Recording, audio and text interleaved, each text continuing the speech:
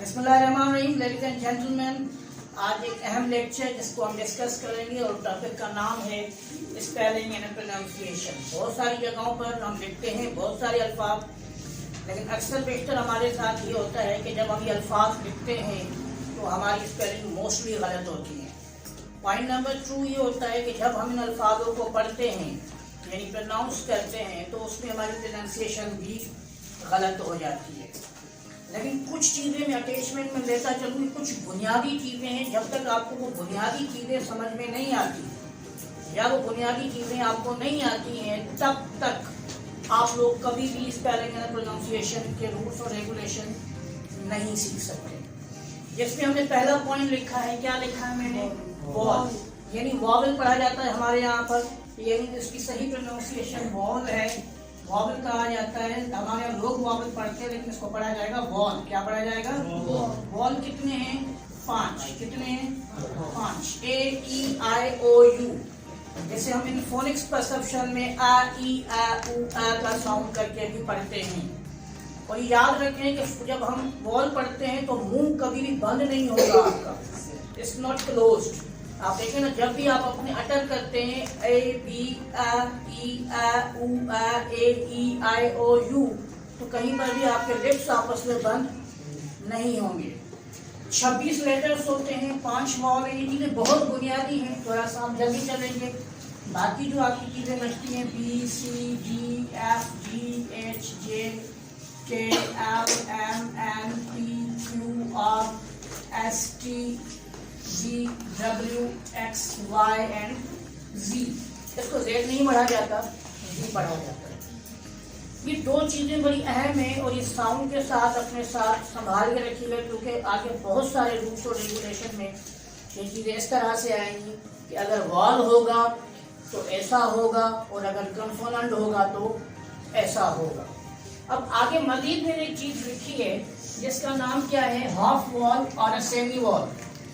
Half wall, semi wall, एक Y को कहा जाता है और एक W को कहा जाता है। कुछ मॉडरेट अमेरिकन राइटर्स आजकल H को भी वॉल की पोजीशन देते हैं, जो आप लोगों के लिए एक नई चीज है। बिल्कुल वाई क्यों रखा जाता है कि जैसे मिसाल के तौर पर हम कोई भी वर्ड लिखते हैं तो वर्ड लिखते वक्त वॉल का होना यानी वॉवल का होना उस लफ्ज में जरूरी है। फॉर एग्जाम्पल मैं कहूँ केट तो CAT, मैं कहूँ एलिफेंट तो ELEPHANT, तो वहाँ वॉल कहीं ना कहीं मौजूद हैं। लेकिन काफ़ी सारे ऐसे वर्ड्स आपको मिलेंगे जिसमें सिर्फ वाई अपना वॉल का रोल प्ले करता है, जैसे बाय, क्राई, ड्राई, फ्लाई, माई, राय, वाई, बाय। जितने भी अल्फाज हैं इनमें वाई के अलावा कोई और वॉल मौजूद नहीं है, तो ऐसे अल्फाजों को हम क्या कहते हैं? हाफ वॉल कहते हैं। यानी हाफ वॉल का ये काम करता है। W को हम कैसे वॉल कहते हैं? आप अगर देखें तो हम कभी वर्ड लिखते हैं टॉवर, यहाँ तो हम W को पढ़ते हैं, लेकिन अगर आप देखेंगे जब मैं एक वर्ड लिख रहा हूँ टू, तो आप देखोगे यहाँ पर W को टूवर करके नहीं बढ़ाया जा रहा है, यहाँ पर इसको O के साउंड के साथ क्या कर दिया जा रहा है? मिला दिया जा रहा है। ट्विटर नहीं होता, ट्विटर होता है। क्या होता है? ट्विटर। वहां पर भी अगर आप 12 नहीं होता, 12 नहीं होता, 12 होता है। तो वहां पर भी अगर आप स्पेलिंग जरा नोट करेंगे इसके साथ तो TWELVE, ये 12 की स्पेलिंग है। तो इसको बाद होकर ये भी हाफ वॉल में शामिल कर दिया गया है।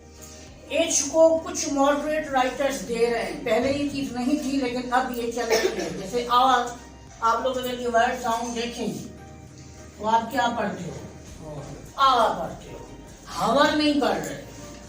तो इसीलिए बात होता है, लेकिन इस पर ज्यादा फोकस करने की जरूरत नहीं है। कुछ जगहों पर अमेरिकन राइटर्स ने दिया है, अदरवाइज कोई ज्यादातर दुनिया के राइटरों ने इसको फोकस नहीं किया है। पूरी स्पेलिंग रूल्स में, रेगुलेशन में जो सबसे इम्पोर्टेंट चीज आप लोगों को सीखनी है या समझनी है वो, आई रिपीट अगेन, पूरी स्पेलिंग रूल्स में और प्रोनाउंसिएशन में जो चीज अहम तरीन है आपके लिए वो है ये वर्ड जिसे हम कहते हैं सिलेबल। अब बहुत सारे स्टूडेंट के जहन में ये सवाल उठेगा कि सिलेबल कहते हैं किसको? जब भी आप कोई अच्छी डिक्शनरी उठाओगे तो वहाँ हर वर्ड के बाद निशानी लगी हुई होती है। फॉर एग्जाम्पल मैं आपको एक एग्जाम्पल दे देता हूँ। मैंने यहाँ पर एक वर्ड लिखा टुडे। जब आप अच्छी डिक्शनरी उठाओगे तो वो टुडे की स्पेलिंग कुछ उस डिक्शनरी में इस तरह से लिखी हुई होगी। सेलेबल का मतलब है अल्फाजों का टूटना। क्या होगा? टूटना। जैसे मिसाल के तौर पर अगर हम एक वर्ड लिखते हैं गुड, तो गुड आपका कहीं पर भी नहीं टूट रहा, कहीं भी। इसको आप गो आउट करके ऐसे नहीं प्रोनाउंस कर सकते। आप डायरेक्टली क्या पढ़ते हो? गुड करके पढ़ते हो। जो अल्फाज दो हिस्सों में टूटेगा वो कहलाएगा टू सैलेबल। जो तीन में टूटेगा वो कहलाएगा थ्री सैलेबल। जो चार में टूटेगा वो कहलाएगा फोर। इनके नाम हैं वन सैलेबल, मोनोसैलेबल, डाइसैलेबल, ट्राइसैलेबल, लेकिन नामों में जाने की जरूरत नहीं है। हमें सिंपली चीजों को अंडरस्टैंड करने की जरूरत है। अब यहाँ पर कुछ इंपॉर्टेंट चीजें देखें। मैंने इसको लिखा गुड को, ये लफ्ज कहीं पर भी नहीं टूटा, तो हम इसको वन सैलेबल कहेंगे। क्या कहेंगे? वन सैलेबल। हर सैलेबल में कम से कम एक वॉवल का होना लाजिम है। दो भी हो सकते हैं लेकिन एक मिनिमम हो, एक मिनिमम हो। ऐसा नहीं हो कि आप कहें कि वॉल है ही नहीं और फिर आप सैलेबल बनाएं, ऐसा नहीं हो सकता किसी भी सूरत में। आप जब इनको वर्ड को बनाने जाएंगे तो एक वावल का होना एब्सोल्यूट बनता है। जैसे मिसाल के तौर पर हम एक वर्ड लिखते हैं, मैं कहूँगी extreme institute of knowledge, established या एस्टेब्लिशमेंट में एक वर्ड लिख देता हूँ। अगर आप देखें तो इसमें कितने सैलेबल आ रहे हैं? चार सैलेबल का वर्ड है। कितने वर्ड सैलेबल का है? चार सैलेबल का। पहला क्या है? इस, दूसरा टेब्लिशमेंट। आप चारों को नोट करो तो हर एक सैलेबल में कम से कम एक वॉल मौजूद है। इसमें ई मौजूद है, टेप में ए मौजूद है, लिश में आई मौजूद है और मेंट में। तो कोई भी वर्ड जब लिखा जाता है, ये क्यों दिया जाता है? ये दिया जाता है कि आप सही प्रोनाउंसिएशन कर सकें, नंबर वन, और स्पेलिंग को आराम से याद कर सकें। जैसे कोई बड़ी स्पेलिंग होती है, स्टूडेंट कंफ्यूज हो जाता है कि सर इसको मैं कैसे याद करूं। मैं आपको एक एग्जाम्पल मजीद दे देता हूँ। एग्जाम्पल को हम यहाँ लिख देते हैं। मैंने लिखा CON, कॉन, फिर मैंने लिखा ग्रे, फिर मैंने लिखा च्यू, फिर मैंने लिखा ले, और फिर मैंने क्या लिखा? शन। कॉन, ग्रे, च्यू, ले, शन। जब आप देखो कि मैंने इसको ब्रेक किया स्पेलिंग को, तो ऑटोमेटिकली जहन में याद होना शुरू हो रही है। कॉन, ग्रे, च्यू, ले, शन। 5 सैलेबल। कितने सैलेबल? 5 सैलेबल है। तो ये आहिस्ता आहिस्ता टूटेंगे वर्ड।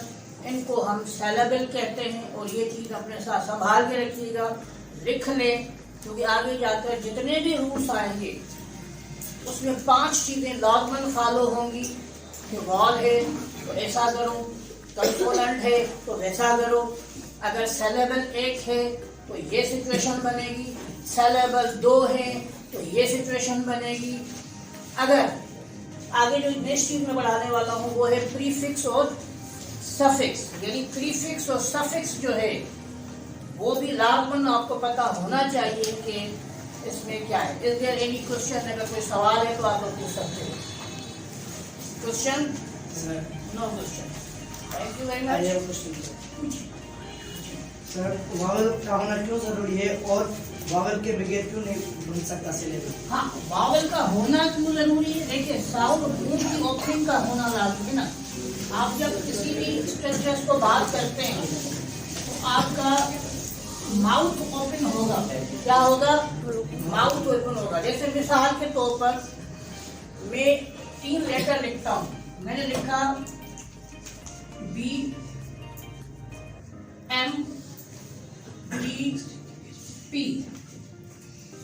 इन लफ्जों को बगैर लिप्स मिला के बोल के दिखाओ। BMPD बगैर लिप्स, लिप्स ना मिले आपके, आप लोग बोल के दिखाओ। आप नहीं बोल सकते, आपका मुलाजमन ओपन होगा। तो ये साउंड वर्जन होते हैं।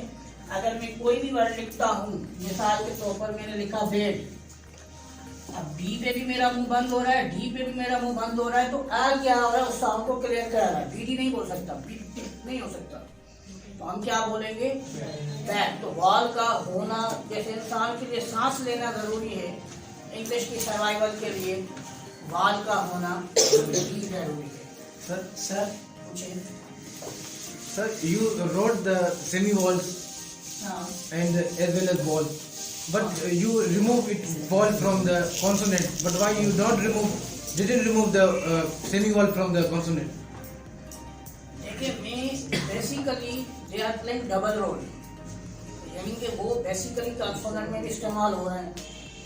और फिर जैसे मैंने एक आपको एग्जाम्पल दिया, मैंने एक बार लिखा टावर, क्या लिखा, यहाँ मैं W को प्रोनाउंस कर रहा हूँ, लेकिन जब मैं लिखता हूँ टू, तो यहाँ पे मैं W को प्रोनाउंस नहीं कर रहा। तो जाहिर बात है उसका एक रोल प्ले कंसोनेंट में है और एक रोल प्ले वॉल में है। लेकिन अभी रूट्स बहुत सारे हैं, तो उनको समझने के लिए बेहतर मैं आपको सजेशन ये दूंगा कि इसको सिर्फ याद कर लें, ज़्यादा बेहतर है। आगे जाकर हम इसको मज़ीद डिस्कस करेंगे। अब अहम तरीन चीज़ जो स्टूडेंट को मोस्टली वरीड करती है, और वो वरीड चीज़ है प्रीफिक्स और सफिक्स। प्रीफिक्स और सफिक्स एक ऐसी चीज़ है जो इंग्लिश में आपकी वोकैबुलरी को बहुत ज़्यादा हाई कर देती है।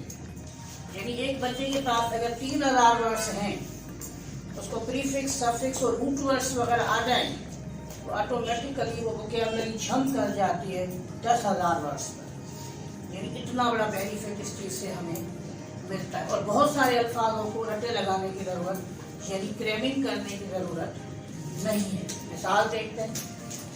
सबसे पहले जहन में रखिए कि एक वर्ड है अफिक्स। क्या है? अफिक्स। अफिक्स के बेसिकली दो पार्ट हैं। पहला पार्ट क्या कहलाता है?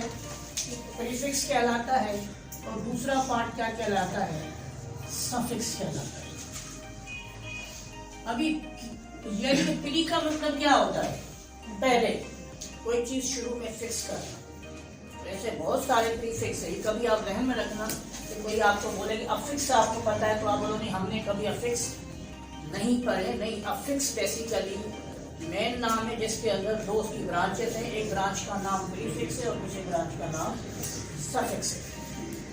जैसे मिसाल के तौर पर मैं आपको यहाँ प्रीफिक्स में कुछ एग्जांपल दे दूँ, तो मैं एक वर्ड लिख लेता हूँ। यहाँ पे हमने एक वर्ड लिखा इन, या अन, या इन, या आयल, या इसके अलावा डिस लिख लेता हूँ। अगर ये 5 में वर्ड्स उठाता हूँ तो इनकी एक ही मीनिंग निकलती है, और वो मीनिंग प्रीफिक्स के सेंस में क्या हो जाती है? नॉट, यानी नाम। यानी अगर आपको कोई वर्ड पता है और फिर उस वर्ड में अगर ये वर्ड आप शामिल कर दो शुरू में प्री का मतलब पहले, तो ये वर्ड ऑटोमेटिकली मीनिंग किस में कन्वर्ट कर देंगे? नाम में कन्वर्ट कर देंगे। फॉर एग्जाम्पल, अगर हम यहाँ पर एक वर्ड लिखते हैं कि हम एक वर्ड लिखते थे कंप्लीट। कंप्लीट का मतलब है मुकम्मल, लेकिन हमारे यहाँ बहुत सारे लोग अनकम्प्लीट वर्ड इस्तेमाल कर रहे होते हैं जो इंग्लिश में मौजूद नहीं है। Basically a word incomplete. क्या है? इनकम्प्लीट। 3 ऐसे वर्ड है, 4 कंप्लीट, इनकम्प्लीट है, अनकम्प्लीट नहीं है। एक्सपीरियंस, इनएक्सपीरियंस है, अनएक्सपीरियंस नहीं है। जस्टिस, इनजस्टिस है, अनजस्टिस नहीं है। करेक्ट, इनकरेक्ट है, अनकरेक्ट नहीं है। तो ये हम ब्लंडर्स करते हैं और चलते रहते हैं, तो उसको आप गुड करें। तो जब आपने इनकम्प्लीट बोला तो मीनिंग क्या हो गई? नामुकम्मल, मुकम्मल नहीं है। इसी तरीके से एक और वर्ड लिखा मैंने, बैलेंस। अगर आप ये चीज, कोई चीज बैलेंस ना हो तो आप क्या कहते हो? ये अनबैलेंस है। क्या है? अनबैलेंस है। इसी तरीके से पॉसिबल, अगर आप कहो तो इसको आप क्या कहते हो? इम्पॉसिबल कहते हो ना, नामुमकिन। भाई ये पॉसिबल है नहीं, ये है इम्पॉसिबल है। ये मीनिंग क्या आ जाती है? Not possible. मीनिंग क्या आ जाती है? Not possible. उसके बाद नेक्स्ट वर्ड है लीगल, कानूनी, इखलाकी, इलीगल, गैर कानूनी। उसके बाद एक और वर्ड लिख देते हैं ओबे, और हम क्या कहते हैं? डिसओबे, यानी ओबे नहीं करना। तो आप देख रहे हैं कि मुख्तलिफ जगहों पर जब ये सारे लफ्ज अटैच हो रहे हैं तो मीनिंग कन्वर्ट किस में हो रही है? नॉट में कन्वर्ट हो रही है। इसको हम प्रीफिक्स कहते हैं, यानी ये शुरू में लगकर पूरी मीनिंग। अब देखो ना, आपको 5 वर्ड्स पता थे, लेकिन जब आपने ये वर्ड्स लगाए तो वर्ड कितने हो गए? 10 हो गए। तो ऑटोमेटिकली वोकैबुलरी आपकी डबल में कन्वर्ट हो गई। इसी तरीके से जब हम ग्रीक वर्ड्स लेते हैं, रूट वर्ड्स लेते हैं, बायो यानी लाइफ, जहाँ पर भी बायो का वर्ड लगेगा, ये रूट वर्ड है, इसका मतलब जिंदगी की बात हो रही है। जैसे बायो केमिस्ट्री यानी केमिस्ट्री में बात किसकी हो रही है? जिंदगी की। तो इसी तरीके से ऐसे बहुत सारे वर्ड्स, लेकिन एक ट्रिकी पॉइंट भी बता दूं तो मोस्टली जो वर्ड एल से शुरू होते हैं या एम से शुरू होते हैं, एम और टी, लाइक मैच्योर, आप क्या बोलते हो? ये बंदा इमेच्योर है। क्या है? इमेच्योर है। तो जो एल से शुरू होते हैं उसमें आई एल लगता है, और जो एम से शुरू होता है या पी से शुरू होता है उसमें क्या लगता है? आई एम लगता है। बाकी मुख्तलिफ जगहों पर आप टाइम टू टाइम सीखोगे, ये एक दिन में चीज मौजूद नहीं होगी। अब हम आ जाते हैं, एक और एग्जाम्पल यहाँ कोट कर देता हूँ ताकि मजीद थोड़ा क्लियर हो जाए। जैसे आप वर्ड ले ले री, री का मतलब क्या है? अगेन। क्या है? अगेन। अब एग्जाम्पल आप देखते हो कि प्ले, प्ले के बराबर में आप री लगा देते हो तो क्या हो जाता है? री प्ले, यानी दोबारा खेलो। कंप्यूटर बंद होता है, आप उसमें री लगा देते हो तो क्या कहलाता है? भाई रीस्टार्ट हो गया। आपने वर्ड लिखा फ्रेश, उसके साथ री लगा दिया, क्या हो गया? रिफ्रेश हो गया। ये ऐसे बहुत सारे और भी हैं, ये नहीं कि मैंने तो सिर्फ 4-5 ऐसे फॉर टाइम भी बता दिए हैं, इनके ऊपर पूरे पूरे लेक्चर्स बनते हैं। वो इंशाल्लाह हम कमिंग वीडियोस में देंगे और ये मेरे चैनल पे मौजूद होंगे सारे। उसके बाद जो हमारा नेक्स्ट टर्म है वो क्या हम सीखेंगे? सफिक्स। सफिक्स का मतलब होता है वो अल्फाज जो किसी के एंड में अटैच हो। कहाँ अटैच हो? एंड में अटैच हो। अब एंड में जब अटैच होते हैं, जैसे मिसाल के तौर पर लेस, लेस का मतलब है कम होना। क्या होना? कम होना। जैसे हमने लिखा होप, होप का मतलब उम्मीद, लेकिन अगर मैं होप लेस कर दूं तो क्या हो जाता है? कम उम्मीद होना, यानी उम्मीदें कम हो जाती है। क्लियर? इसी तरीके से केयर, केयर का मतलब संभालना। भाई केयरलेस बंदा है, यानी कम संभालने वाला या ना संभालने वाला है। तो जैसे ये एंड में वर्ड लगा, वो क्या होगा? ऑटोमेटिकली क्या हो गई?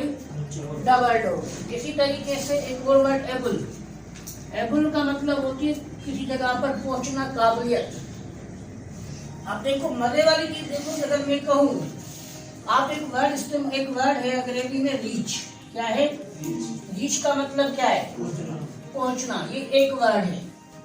अब मैंने इसी वर्ड को आगे किया रीचेबल, मतलब पहुंचा जा सकता है। भाई ये जगह पहुंची जा, इस जगह पे पहुंचा जा सकता है, ये रीचेबल है, हमारे से दूर नहीं है।